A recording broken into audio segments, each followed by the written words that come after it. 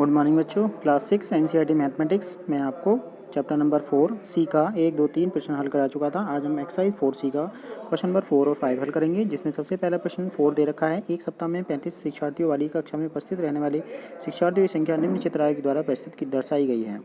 ठीक है, यहाँ पर क्या है, हमारे सप्ताह में 7 दिन होते हैं। 7 दिन में कितने छात्र उपस्थित है उसकी उपस्थिति यहाँ पर दर्शाई गई है। जैसे कि सोमवार में आप देख रहे हैं कितने फेस बने हैं। यहाँ पर आप देखें टोटल कितने फेस बने हुए हैं। यहाँ पर टोटल 1, 2, 3, 4, 5, 6, 7 फेस बने हुए हैं। लेकिन अगर हम इनकी गिनती निकालें तो 7 गुणा 5 यानी 7 पंजे 35। क्यों? क्योंकि ऊपर दिखाया गया है कि एक फेस जो बना है वो 5 विद्यार्थियों के बराबर है। तो टोटल कितने हो गए? 35। इसी तरीके से ये भी आपका 35 विद्यार्थी हैं मंगलवार के दिन।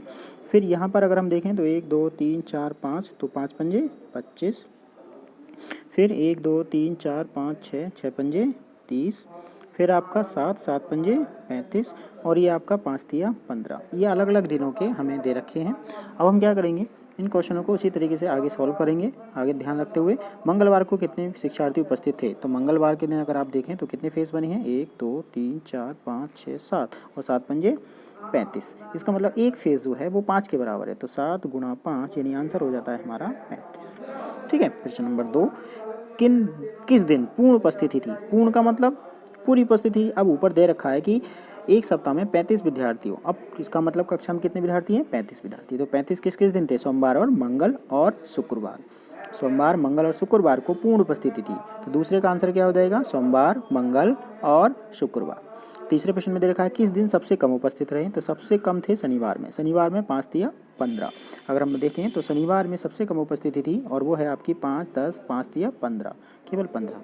बुधवार को कितने विद्यार्थी उपस्थित रहे? तो बुधवार की अगर हम बात करें तो बुधवार में आप देखें कितने फेस बने हुए हैं? 5 फेस बने हुए हैं। तो इसका मतलब एक फेस 5 के बराबर है। तो 5 गुणा 5 यानी ये हो जाएगा हमारा, 5 को 5 बार गुणा कर लो या 5 को 5 बार जोड़ लो तो कितना हो जाएगा? 25।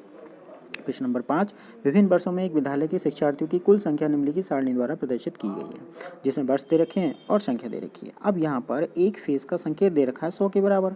तो हमें क्या करना है? इसका चित्रारेख बनाना है। तो चित्रारेख बनाने के लिए क्या करेंगे, इसको हम क्षैतिज न बनाकर ऊर्ध्वाधर बना देंगे। ठीक है, तो मैं कॉलम इसी में बढ़ा देता हूँ। ठीक है, जैसे कि मैं इस कॉलम एक्स का नीचे को इस तरीके से बढ़ा देते हैं इसके कॉलम। तो देखिए आपको कैसे करना है। सबसे पहले दे रखा है आपका सन 2000 में टोटल 400 विद्यार्थी आए। अब 400 का मतलब हम कितनी बार बनाएंगे? 4 बनाएंगे। ठीक है, 1, 2, 3, 4। ठीक है, इस तरीके से हम कितने फेस बनाएंगे? 4 फेस बनाएंगे।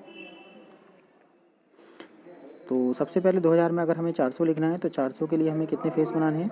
400 के लिए हमें 1, 2, 3, 4 फेस बनाने होंगे। ठीक है, 500 के लिए हमें 1, 2, 3, 4 और 5 फेस बनाने होंगे। ठीक है, और यहाँ पर 7 हैं तो हमें 7 फेस बनाने होंगे। 1, 2, 3, 4, 5, 6 और 7। इसी तरीके से अगर हम 2006 की बात करें तो यहाँ पे हमें कितने फेस बनाने होंगे? 6 फेस बनाने होंगे, क्योंकि 6 की जब 100 से गुणा करेंगे तब आपका 600 बनेगा। और 8 के लिए हमें 8 फेस बनाने होंगे। इसको आप बनाएंगे कुछ इस तरीके से कॉलम बनाएंगे आप, जिसमें आपको इस तरीके से बनाना है पहला कॉलम, और बाकी इस तरीके से आप इसमें दिखाएंगे। ठीक है, अब चलिए क्वेश्चन पे आते हैं। वर्ष 2000 में कुल शिक्षार्थी कितने संकेत निरूपित कर रहे हैं? अब 2000 में आप देखें 400 हैं तो 100 के बराबर है, तो कितने हो गए टोटल? 4।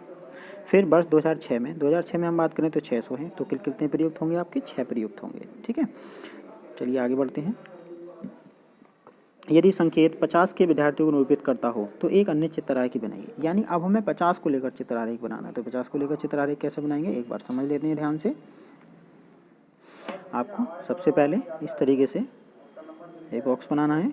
ठीक है, और इस तरीके से आपको फेस दिखाने के लिए सभी सन अलग अलग दिखाने होंगे, जिसमें सबसे पहले लिखा है 2000। तो पहले में आप दिखाएंगे 2000, फिर अगला कितना है? 2002, फिर 2000 आपका 4, फिर 2006 और फिर 2008। 2000 की बात करें और हम एक फेस अगर 50 के बराबर है तो 400 को प्रदर्शित करने के लिए आपको 400 बटे 50 यानी 0 से 0 कट गया, 5 अट्ठे 40, यानी आपको 8 फेस दिखाने होंगे।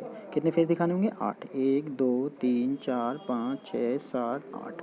8 चित्र बनाने होंगे। ठीक है, इसी तरीके से अगर आप देखें 2002 की बात तो 500 है। 500 को हम क्या करेंगे? 50 से भाग कर लेंगे तो टोटल कितने आ जाएंगे? 0 से 0, 5 नहीं 50 यानी 10। तो आपको 2002 में 10 फेस बनाने होंगे। 2, 3, 4, 5, 6, 7, 8, 9, 10। इसी तरीके से आप 2004 के लिए 700 में 50 से भाग कर लेंगे जिससे आ जाएगा आपका 14 फेस बनाने होंगे, 14 पंजे 70, 600 के लिए आपको 12 पंजे 60 यानी 12 फेस बनाने होंगे, और 800 के लिए आपको 16 पंजे 80 यानी 16 फेस बनाने होंगे। ठीक है, तो ये थी एक्सरसाइज 4C के बाकी क्वेश्चन। कल हम नेक्स्ट एक्सरसाइज पढ़ेंगे जिसमें आपको पढ़ना होगा दंडारेख। दंडारेख बनाने का तरीका कुछ नीचे दिया गया है, जिसमें आपको कुछ इस तरीके से व्यवस्था बनानी होगी, जिसमें आंकड़े जो होंगे उसको हमें वर्टिकल दिखाना है। वर्टिकल का मतलब आपको ऊर्ध्वाधर दिखाना होता है कुछ इस तरीके से। ठीक है, और जो हमारी संख्या होती है उनको हम क्षैतिज दिखाएंगे जो भी स्थिति होंगी। तो इसके बारे में हम कल पढ़ेंगे। ये हमारा कहलाता है दंडारेख। ठीक है।